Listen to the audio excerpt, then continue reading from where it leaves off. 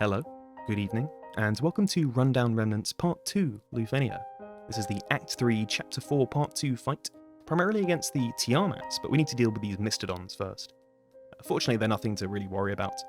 They are quite fast, so they might break you and do some HP damage, but that's not a big problem.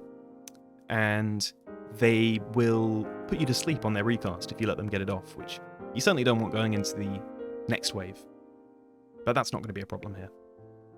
I will say I find it quite strange that they put in this kind of trash wave in this fight. We saw it in Xande LC just last week, but it made sense there because Xande's the kind of character who likes a low-stakes environment to ramp up his stacks and get the ball rolling. Whereas Vivi, who's the featured character here, except for the Aphmau out of nowhere, I suppose, has limited uses of his LD stacks, so probably doesn't want to waste them there. Either way, the main course has arrived, the Tiamats. There's a lot of things we have to deal with here. First of all, they need to get one turn each before we can deny them of anything, and that includes not letting Agrias paralyze them. Otherwise, at the 79% threshold, they'll get a nasty aura that reduces HP damage. Although you can get around it, still 0 boss turn, and just use tons of HP damage up.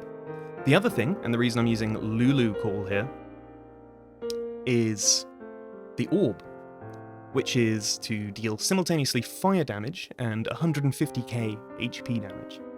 Now you can do that across 2 enemies, so that will have procced the orb, the previous thing that Queen did, her LD, because it did more than 150k across both enemies, it did proc it. So, lots of options. Now we've let them get one attack off, but Yuna's queued up immediately to get rid of those annoying debuffs. And from this point on, we want to try to let them have as few turns as possible, especially no meaningful turns. And that's what Agrias is really, really good at here. Pretty much everything these guys do that's dangerous is a magic attack, so her EX will shut it down quite effectively.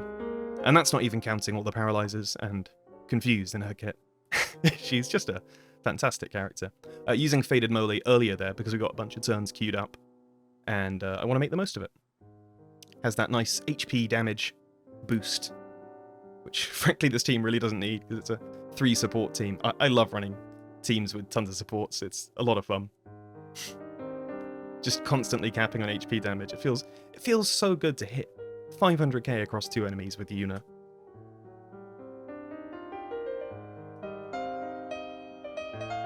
Now, Queen is doing a very important role here. Lulu call is not your average call insofar as its effect of enchanting the party with fire doesn't come from a call effect, like you can see under Agrias, that C that just disappeared. That would be your traditional call effect. But instead, Lulu call will give each party member a 6-turn framed buff that enchants fire, and we don't need to hit weakness to proc the orb, so that's not a problem. Now, aside from being a very reliable support, Queen's whole gimmick is buff extension. Pretty much everything in her kit, apart from S2 I believe, is capable of extending her buffs. And Yuna also, on her Essener, will extend buffs, which doesn't matter for her, but will keep the party's ones rolling longer. That's probably immaterial, given quite how much buff extension Queen has in her kit.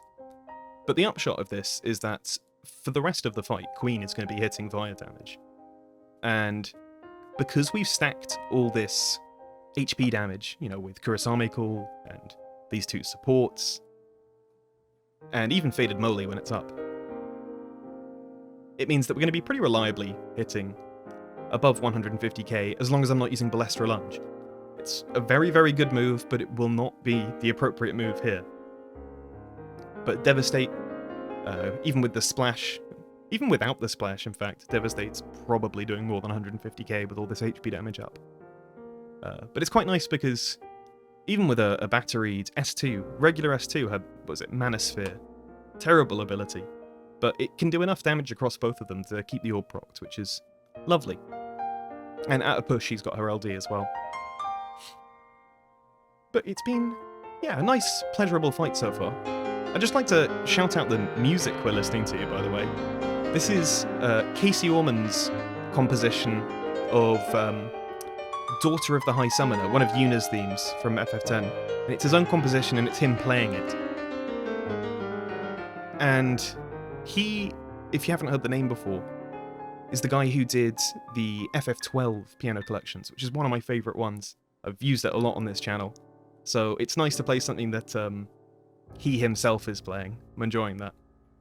And the other track we've got just coming up now is Purple Shala, playing Avelia's Worries from Final Fantasy Tactics. Avelia being the princess that Agrias has sworn to protect. And this is also arranged by Casey Ormond. So, I'm just loving his compositions. I think he does fantastic interpretations of what these guys come up with. But enough of that, we're getting to an interesting part of the fight once again.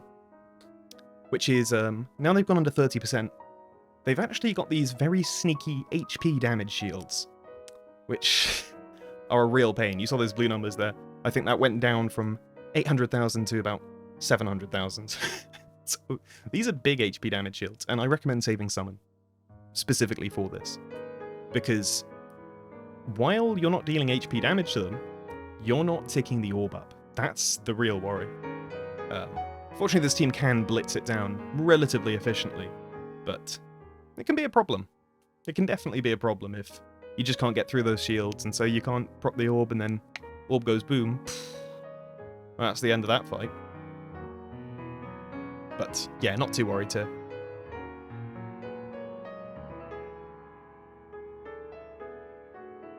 I will say, with Lufenia Plus on the horizon, I'm thinking about what the future of my sort of challenge runs are. I've brought here a classic TCC Extreme style team. You know, no burst, no friend unit, no synergy, no one who's outright breaking the stage. Apart from maybe Agrias. Maybe Agrias would be banned. But I'm not too fussed. But as we move into the early days of Lufenia Plus, which I've heard horror stories about, I don't think it's going to be as bad as perhaps people are bigging up. But I think it's going to make having too much creativity in your team a lot more difficult. I have to wait and see.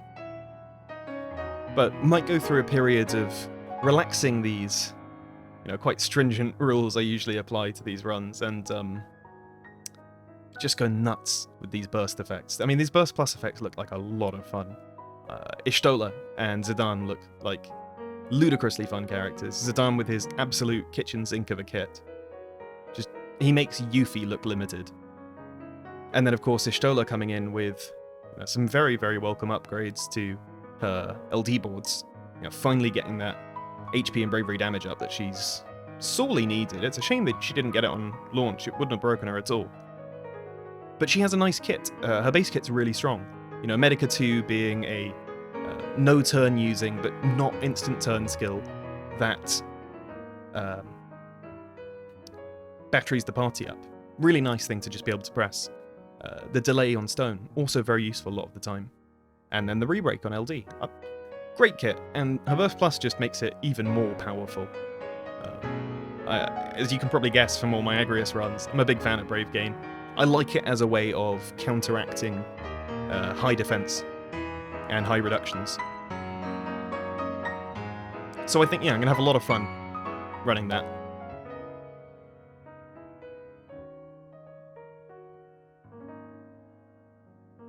But we're getting close to the end of this fight. I suppose I didn't say why you don't want them to act, actually, and why I've been quite so cautious about making sure Agrias is not letting them get a real turn in. God, that orb's getting awful low, isn't it? Goodness. They can do a couple of things, but the... my god, that is low. Ooh, that's concerning. The main dangerous thing they do is they have a skill called Maelstrom, which can dispel all your buffs, and that is the worst feeling in the world. And yeah, you could get in the weeds about it, but I think the safest thing you can do is just not let them ever use it. But that will be the end of this fight, so thank you very much for watching, have a great evening, and I will catch you in the next event, which will be Divine Pandemonium Lufenia Plus. So look forward to it. Catch you later.